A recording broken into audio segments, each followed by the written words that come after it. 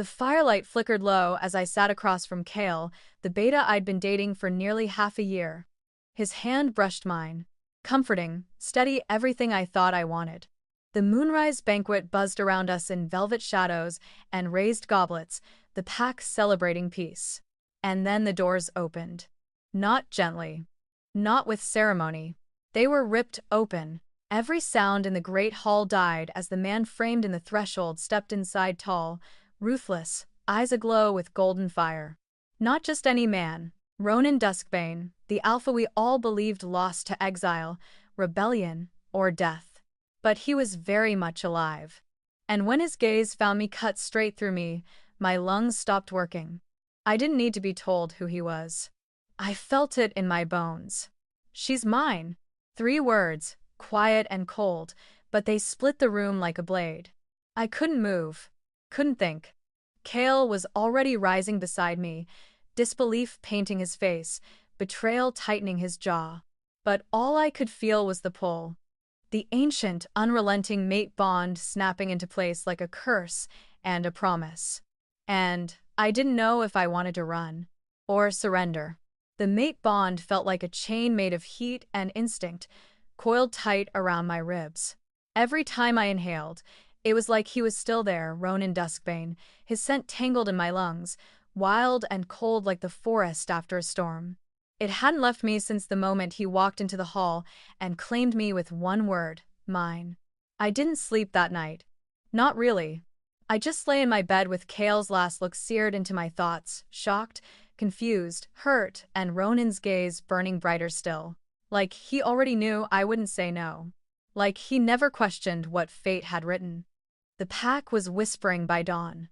I could feel them watching me when I stepped outside my cottage. Conversations stopped mid-sentence. Backs turned. Not with hatred, no, it was worse. It was pity. Like I was already gone. I found Kale waiting near the river, where the morning mist clung low to the rocks. He stood rigid, arms crossed, jaw clenched so tight I could almost hear it grind. I didn't choose this, I said, my voice cracking before I could steal it. You didn't fight it either. His tone wasn't cruel. It was tired. He looked at me like a man trying not to flinch at a wound still bleeding. I didn't ask to be claimed. You didn't push him away. I swallowed hard. Would it have mattered? Kale turned away, running a hand through his hair. Ronan doesn't take no, Alara. You know that. He never did. He doesn't ask, he doesn't wait, and he damn sure doesn't care who gets hurt when he wants something. You're saying I'm a thing to be wanted. No, he snapped. I'm saying you were mine. Until he walked in and looked at you like you were born to be his. The silence between us stretched like ice over a deep lake. I wanted to reach for him. Wanted him to reach back. But neither of us moved. By midday, a messenger arrived. Not a letter. Not a summons. Just a man in Ronan's colors, dressed in black, standing at my doorstep with 5 words. He expects you by dusk. No question. No courtesy. Just a declaration like everything else about him. I didn't pack. I didn't need to. Ronan wouldn't be offering hospitality. This wasn't a guest stay, it was something else. Something older. Binding. Kale intercepted me before I reached the edge of the village. Alara, he said, softer now, pleading under his breath. Don't go. What choice do I have? I asked, more tired than angry. You always have a choice. I met his eyes. Do you really believe that? After what happened last night? After what he is? Kale stepped closer. He's not just an alpha. He's dangerous. You weren't here when he rose to power. You didn't see what he did to those who challenged him.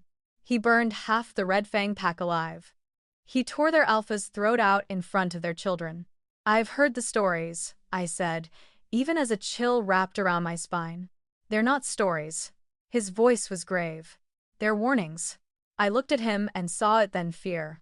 Not of losing me, of losing me to him. I'll be back, I lied. Kale didn't believe me, and neither did I. The path to Ronan's estate cut through thick woods, and I felt the shift in the air the moment I crossed into his territory. It was quiet, still. Like even the wind didn't dare stir without permission. His home wasn't a manor, it was a fortress. Carved stone, towering gates, guards who didn't smile. The kind of place built by someone who expected to be hunted. Ronan was waiting for me in the great hall, alone, dressed in white like a wolf daring the blood to find him. He didn't smile. He didn't offer a greeting. He just looked at me with those eyes still burning gold and said, "You came." I should have said something sharp. Something cutting. But the words lodged in my throat like thorns. "I came to understand," I said finally. He nodded, like that was answer enough. "Then you'll stay here. With me. Just like that. You're mine." His tone was absolute. "We don't live apart." I took a step back, and the bond snapped. Stretched, pulled at me like a tether made of heat and gravity. "This isn't love," I whispered. "It's not supposed to be," he said. "It's truth. Fate, you don't have to love me, Alara. But you belong with me. And you feel it." I hated that he was right. The bond wasn't a feeling, it was a law etched into bone and blood. It didn't care about what came before. It didn't ask. "Kale won't give up," I said. "I'm not afraid of Kale. I am." Something flickered in his gaze, something softer, but it vanished before I could name it. "You should be more afraid of denying what we are," he said. "It won't go away. And the longer you fight it, the harder it'll pull. And if I still choose him." Ronan stepped closer, voice quiet. "Then you'll break. Slowly. Every full moon. Every breath. Until the bond tears something vital out of you. And by the time you crawl back to me, there won't be anything left of what you were." He didn't say it like a threat, he said it like a prophecy. I should have turned around. Should have run. Instead, I stepped deeper into his shadow. And let the door close behind me. The nights in Ronan's estate were colder than they should have been. No matter how many blankets I used or fires burned in the stone hearth, something in the air stayed sharp, like it didn't want to be tamed. Like him. I hadn't spoken much since arriving, and he hadn't pushed. He gave me a wing of the house, a room with heavy doors and tall windows, guards who watched but never spoke. I was not a prisoner, not exactly. I could leave. But the bond made sure I didn't want to. Not fully. It throbbed quietly beneath my skin, like the low hum of a distant drumbeat I couldn't ignore. Some nights it was background noise. Others, it roared. By the third day, I stopped pretending I was unaffected. He found me in the library, fingers grazing the spines of books I couldn't focus on. He didn't knock, just walked in like he belonged everywhere, including the places I tried to keep private. "You're restless," he said. "I'm fine." "You're lying." I turned, ready to argue. But the words stalled when I met his gaze. He always looked at me like he was waiting, not impatiently, not hungrily, but with certainty. Like he already knew what I'd say, what I'd feel. Like I was catching up to a future he'd already seen. "Why were you exiled?" I asked. His expression didn't change, but something in the room did. The air thickened. He walked past me, to the far wall, resting his hand against an old map of the Pack lands. "You've heard the rumors. Rumors aren't truth."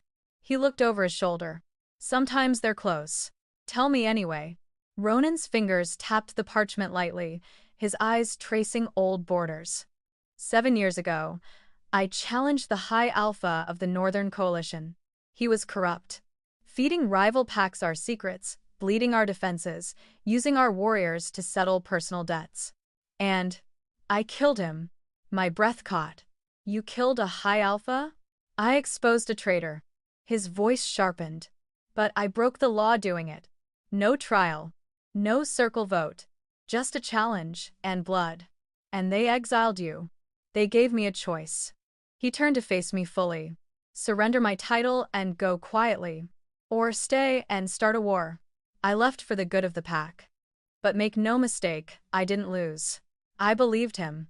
He stepped closer, his energy dark and steady, all the wild power of a wolf barely held back. "There's more," I said, because I felt it. "The prophecy." His jaw tightened. "You've been speaking to the elders." "No. But I dream." That made him pause. "I don't remember them fully," I said. "Just flashes. White wolves in snow. Blood on moonlight. A woman's voice I've never heard, calling my name but not Alara. He moved like a storm gathering, slow and heavy with something unsaid. You weren't supposed to bond to anyone, he said finally. That's what the prophecy says. That the Alpha of Shadows would rise with no mate, no weakness. That he'd lead the fractured bloodlines and silence the wars. And then I walked into the banquet. And fate laughed in our faces. He said it without heat, but there was a hollow note beneath the words. Like he'd been at war with this longer than I knew. You think I'm a weakness. I think you're a contradiction, his voice lowered. You make me feel alive, and that terrifies the ones who followed me because I was cold. I didn't know what to say to that. I didn't know if I wanted to be someone's undoing. You could have rejected the bond, I whispered. His eyes burned gold. I did. For years, I never looked for her. For you. But the second I walked into that room, Alara gods, the second I smelled you, there was no choice left. The room spun slightly. My breath stuttered. He was too close now, too real. Say it, he murmured. You feel it too. I did. The bond pulsed between us, like a tether of fire, tugging, always tugging. I hated it. I wanted it. I didn't know where I ended, and it began anymore. That night, I didn't sleep. Not in the usual way. I drifted somewhere between waking and not, and the dreams found me again. I was running. My paws pounded through snow, my fur white as frost, the moon hanging low and red above the trees. I wasn't alone, another wolf ran beside me, darker, larger, blood soaking his jaw. But I wasn't afraid. I was angry. I was ready.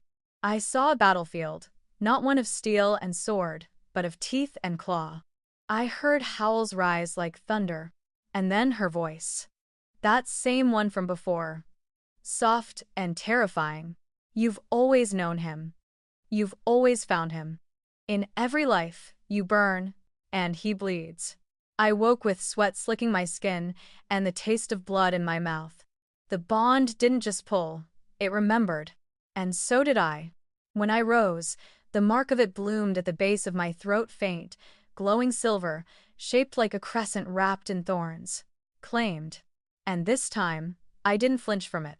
The fortress was older than I expected, all carved stone and high towers that seemed to scrape the edge of the mist-heavy sky. Ronan's territory stretched out like a wound carved into the wilderness, edged with thick forests and watchful silence. Everything here felt sharp. Every corner, every shadow, every person. It was not built for comfort, it was built to endure. The gates opened without ceremony. But the moment I crossed them, I felt it like stepping into the heart of a beast. The pulse of wolves, of warriors, the hum of readiness, the kind of place that never slept without one eye open. Inside, the halls were dim and cold.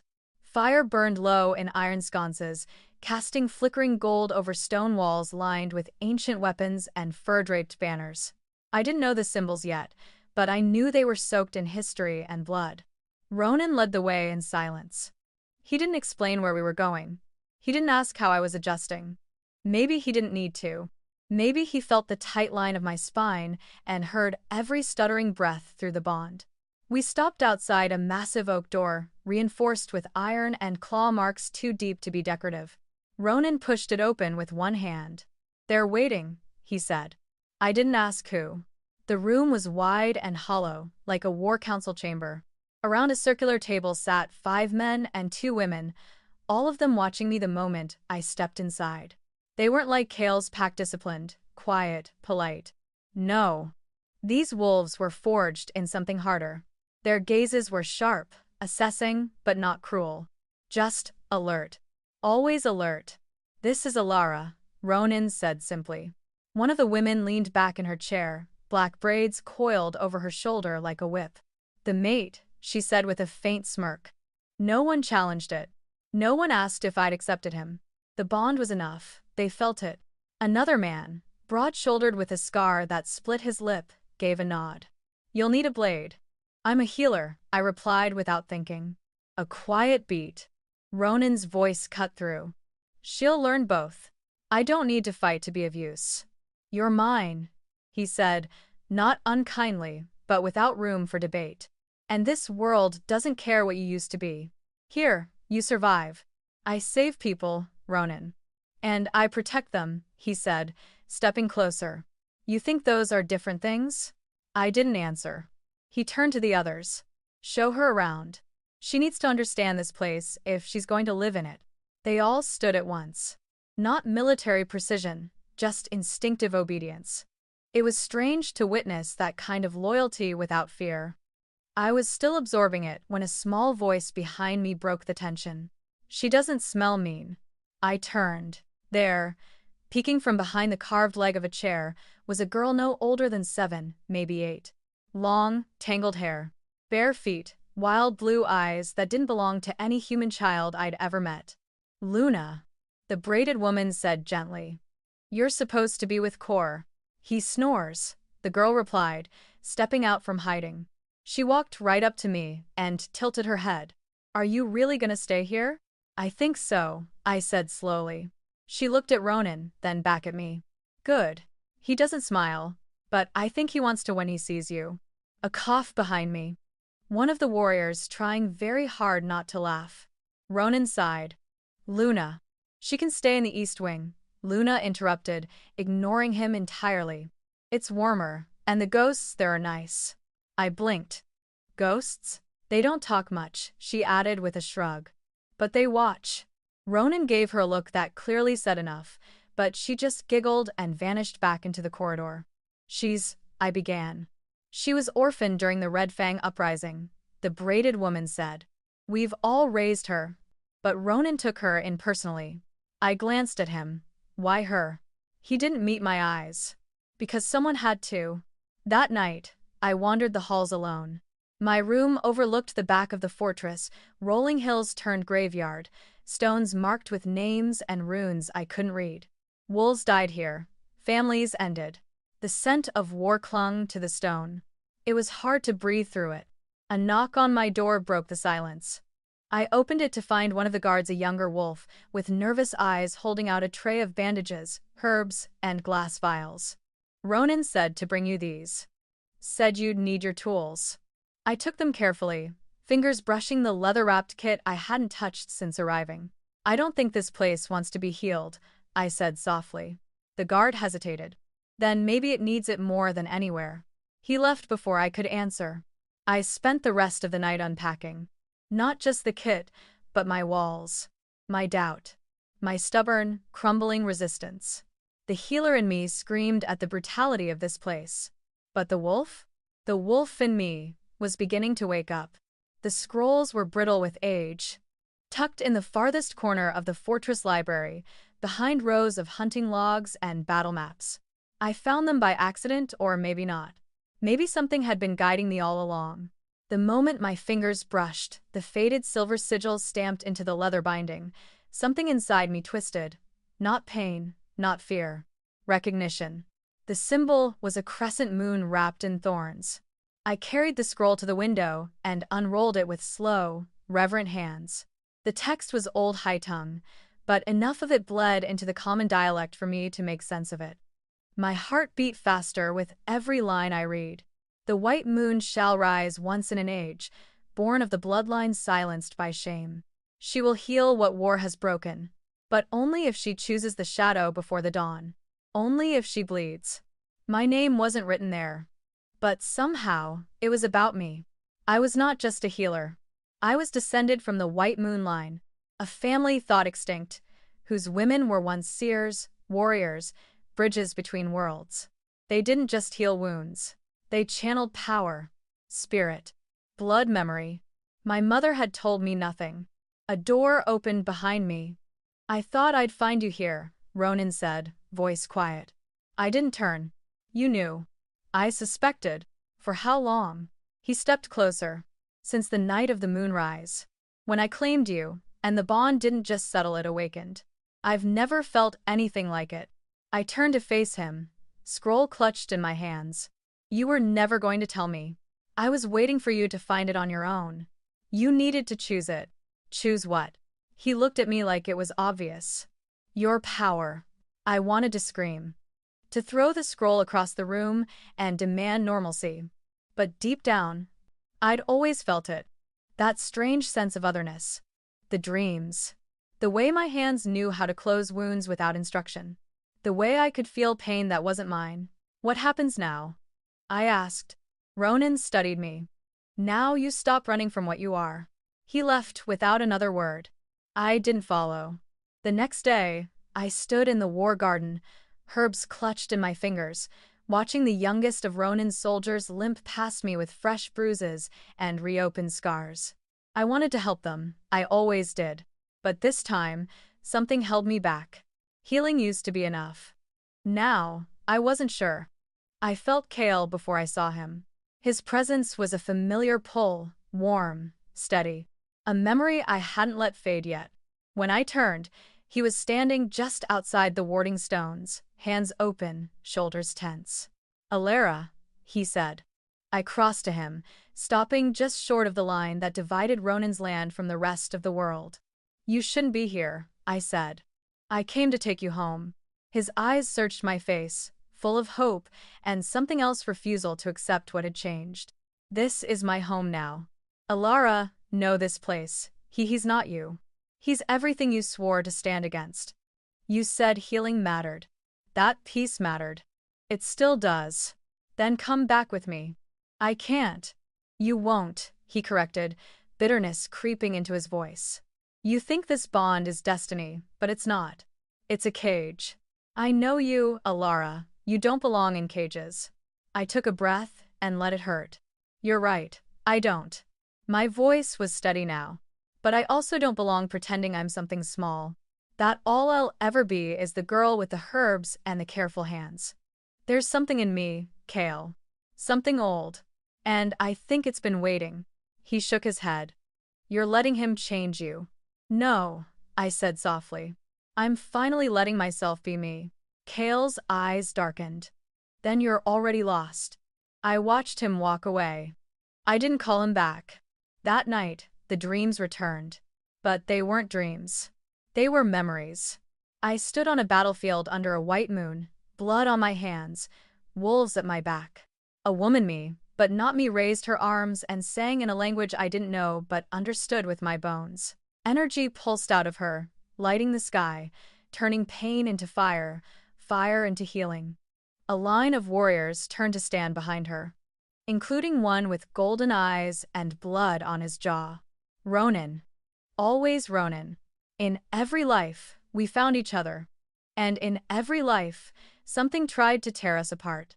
I woke before dawn, the bond thrumming in my veins like thunder. I was not just a healer. I was prophecy. And fate wasn't finished with me yet. The scent of blood hit me before the scream did. I dropped the salve I was mixing, the bowl shattering against the stone floor, and sprinted through the east corridor.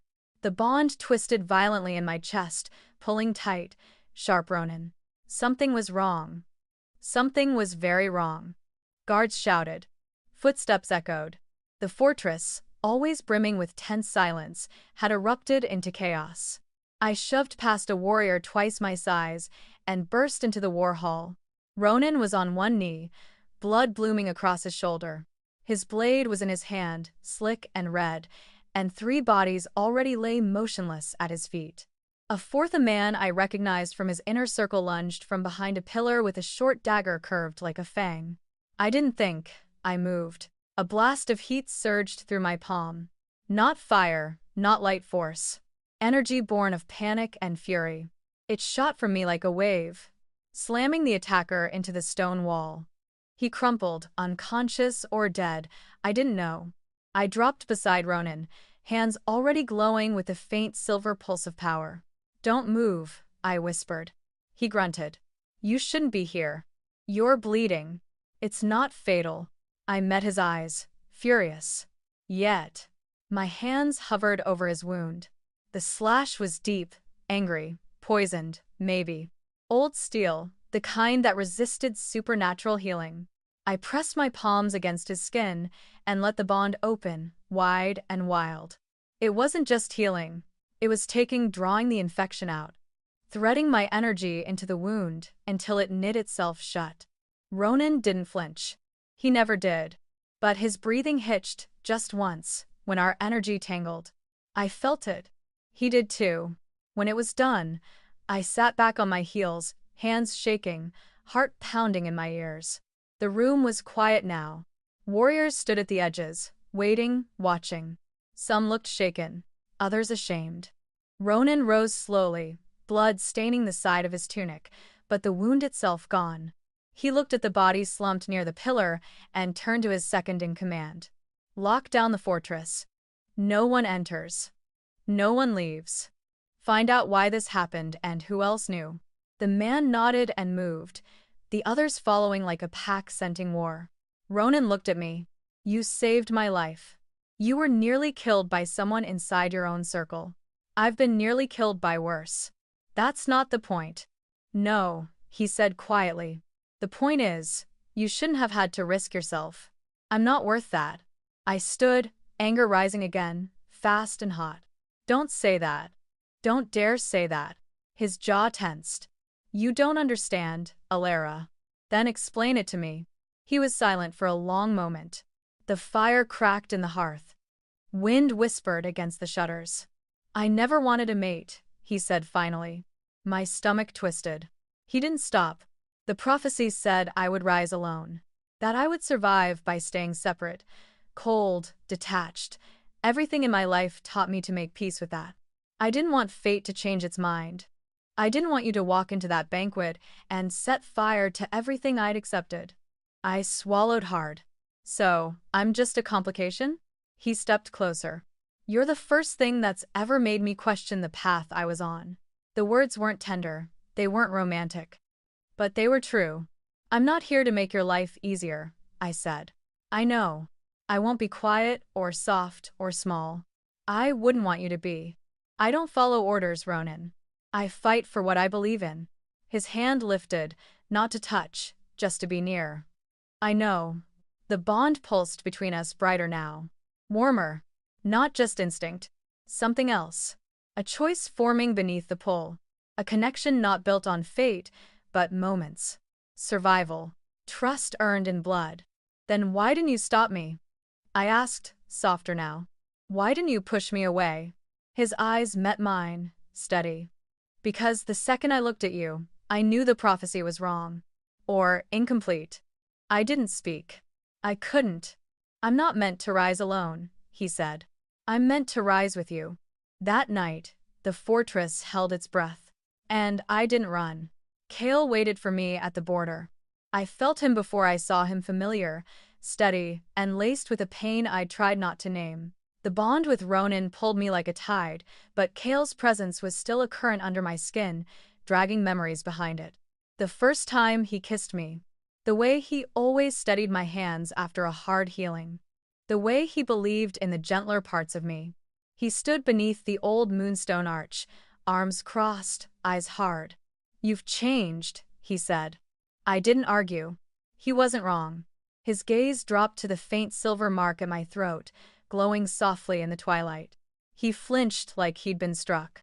So, it's done. Not yet, I said quietly. But it will be. I nodded. Yes. He looked at me like he was trying to memorize my face, every scar, every softness. I was going to ask you to come back with me, he said, voice rough. I had a plan. I thought maybe. If I gave you time. Kale. But then I saw the bond. His voice broke. And I knew. I stepped closer, even though I shouldn't have. I never meant to hurt you. He gave a bitter laugh. Fate did that for you. Silence stretched between us, thick and aching. You once told me. I said slowly. That love was about choice. About waking up every day and choosing someone, no matter how easy it would be to walk away. He nodded once. I still believe that. So do I. I looked down at my hands, then back up. And I'm choosing him. His breath caught. Why? Because when he bleeds, I feel it. When I fall, he's already reaching for me. And when I look at him, truly look, I don't just see the alpha. I see someone who's carried the weight of fate alone for too long. Someone who never expected to be saved. Kale didn't speak. I love the part of me that was yours, I whispered. But she's not who I am anymore. He stepped forward like he might fight me for it, like his heart hadn't given up yet. But then something in his eyes broke. "Then go," he said, voice hollow. "Be his." I left him standing there in the fading light, beneath the arch where we once kissed. The last piece of the girl I used to be stayed with him. The rest of me returned to the fortress. Ronan was waiting in the war garden, where the moonlight bathed the stones in silver and shadows. He turned as I approached, eyes burning gold as if he already knew. "He came," he said. I nodded. He let me go. "And now?" I walked until I was standing right in front of him. "Now I choose you." Ronan stilled. His control always hovered just beneath the surface, sharp and restrained, but this pulled something raw from him. His fingers curled at his sides. His breath deepened. "You don't have to say it," he murmured. "I want to." His hand rose to touch the side of my throat, fingertips grazing the mark that had started as fate and would end as a vow. "I've waited a long time to feel whole," he said. "I never thought that would mean surrendering to something bigger than me, but I'd give it all for this." I reached for him, and his arms caught me like he'd been doing it in every life we'd ever lived. The kiss wasn't gentle. It wasn't sweet. It was fire. It was war and worship. The kind that burns down everything you thought you were to make space for what you're becoming. His hands were rough on my hips, my back, threading into my hair as though trying to tether me to him forever. I pressed closer, arching into the strength of him, into the truth of what we were. No more doubt. No more waiting. We didn't make promises with words.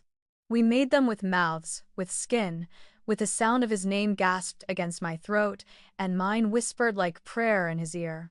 The bond didn't just complete, it ignited. Magic roared through my veins. His name carved into my bones, and mine into his. Light pulsed where our bodies met, ancient and holy. The kind of connection no prophecy could rewrite.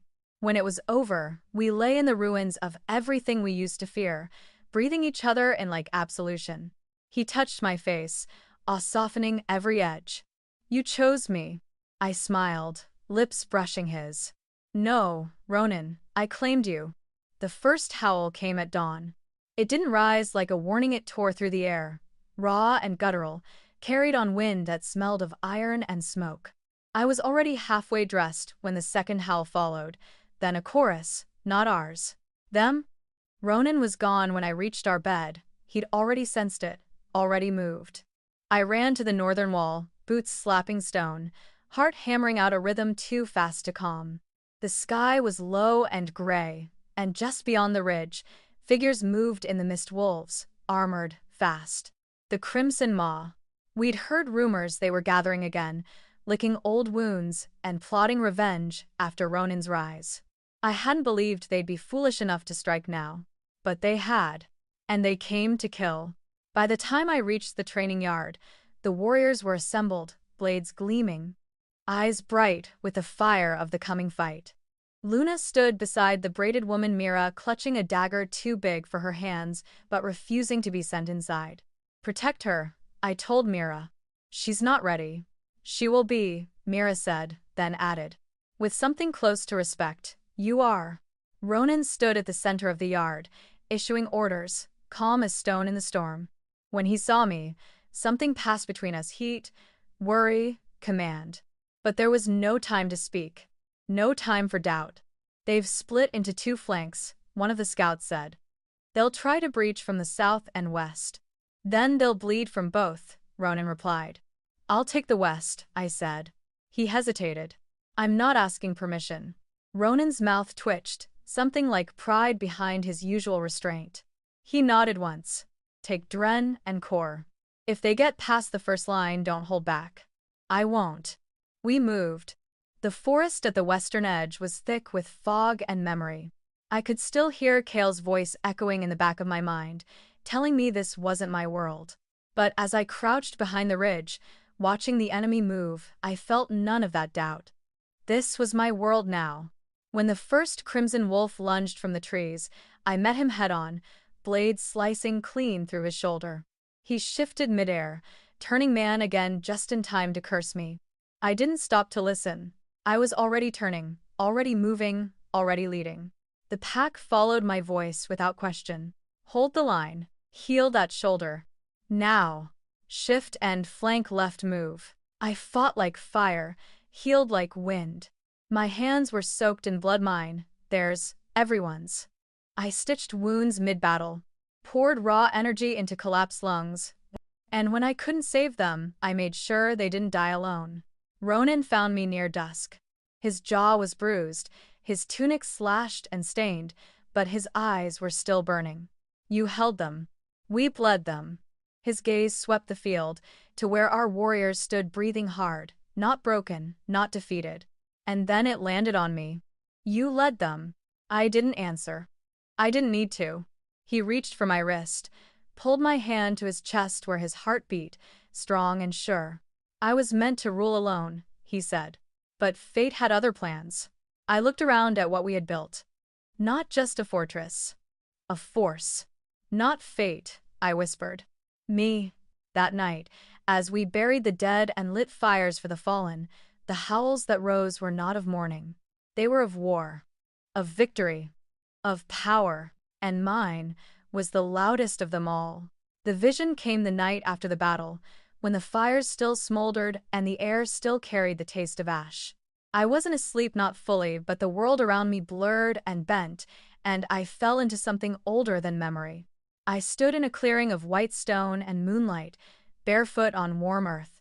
A silver wolf watched me from across the circle, eyes bright with knowing. When it stepped forward, it wasn't a wolf anymore, it was a woman, cloaked in mist and starlight, her hair threaded with night. Her voice like wind over water. You've always been the bridge, she said. And bridges must burn on both ends to be crossed. I wanted to ask what that meant, but I couldn't speak. I could only feel pain, love, fear, power, all tangled in one endless thread. You were never meant to heal from the shadows, she whispered. You were born to stand in the fire and change it. When I woke, Ronan was already watching me. He knew something had shifted. You saw her, he said. I nodded. We went to the oldest part of the fortress together, down stone steps no one had touched in years. At the bottom, behind a rusted iron gate, was a room I'd only heard whispers about. The Hall of Echoes. The air was thick with silence, the kind that knew too much. On the walls were carvings, lines, and sigils, stories etched in blood and bone.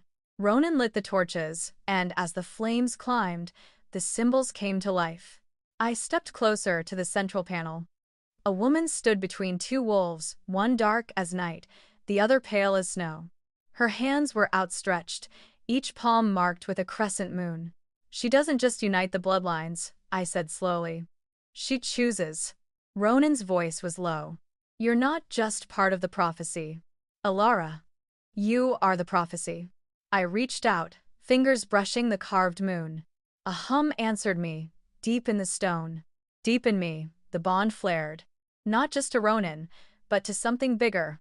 The land, the pack, the past. They warred because they were told to. I said. Because the old bloodlines were divided. Alpha from seer, shadow from light. But I carry both. You were meant to end it. Outside, the wind shifted. A low growl echoed from the trees. Then a scream. We ran. The Crimson Maw had returned, but not with soldiers. This time, they'd brought something else. Dark wolves twisted by black magic, eyes glowing red, mouths foaming with poison. Corrupted. Ancient magic resurrected from the wrong side of history. Our warriors fought hard, but these creatures didn't fall easy. Every time one was struck down, another rose. The pack was tiring. We were losing ground. I stood in the center of the yard, Ronan beside me, blood on his blade, fury in his stance. They won't stop, he growled. Not unless we burn them from the root. I can end this, I said. He looked at me, breath ragged. How? I don't know yet, I admitted. But she does. I pressed my hands to the earth and closed my eyes. The ancient magic stirred. I felt it rise in my veins, white and gold and violet, older than names, deeper than the bond. The mark on my throat burned silver bright. The moons above split the clouds, casting light over the battlefield. I stood slowly and howled. Not in pain, not in rage, in command. The corrupted wolves froze. I lifted my arms, and energy poured from my hands like smoke and storm. The magic wrapped around the invaders, not striking but undoing, pulling the darkness from their bodies, drawing it out like venom from a wound. They screamed as the spell unraveled them. One by one, they fell. And then, silence. Only the sound of the wind. The stars. My heartbeat, slowing. I turned to Ronan, trembling. He caught me before I could collapse. "You saved us," he whispered. "No," I said. "I fulfilled us." Because this was never about power or prophecy or fate alone. It was about choice. And I chose to end the war. The forest was quiet again. Not the silence of fear or tension, but of exhale. Of survival. The kind that comes after fire has passed and the land, scorched and aching, begins to breathe again. Peace. For the first time, didn't feel fragile. It felt earned. The ashes of the Crimson Maw were buried, their names stripped from the stones. The fortress walls still bore the scars of war's splintered stone, stained earth, but within those walls, life began again. Children laughed in the courtyards. Warriors trained without urgency. The wounded healed beneath my hands, not in panic but in light, and I didn't stand behind the pack anymore. I stood beside them. Beside him, Ronan didn't change overnight, but something in him softened. Not his strength, he still ruled with the weight of command and the steel of a man forged by exile, but his solitude. It melted in the warmth of choice, of having someone not just bound to him by fate, but standing at his side because she wanted to. We rebuilt the War Council room together. Tore down the old banners, stitched new ones in silver and midnight blue. Wolves intertwined. 2 moons above them, one dark, one white. The old emblems had been symbols of division. Ours spoke of unity. The first time I took the Alpha's seat next to Ronan, no one questioned it. They bowed their heads in respect, not because of the bond on my throat, but because of what I'd done. Because I had fought. Chosen. Led. I was no longer just the healer, I was Alpha's mate. But more than that, I was a force. Luna climbed into my lap during a meeting once and whispered, "You don't glow like before." I smiled. "That's because the magic's resting now." She leaned in, conspiratorial. "I think it's just waiting." So was I. I still wore the leathers of a healer when I went into the villages. Still taught the younger wolves how to mend wounds and listen to pain. But now, when I gave an order, it was followed. When I stepped into a room, people looked up. Ronan never once tried to eclipse me. He didn't guard me from battles or hide me from blood. He let me burn bright, because he knew I didn't want to be protected, I wanted to be seen. Sometimes, at night, we sat on the roof of the fortress. Above everything we had claimed and rebuilt.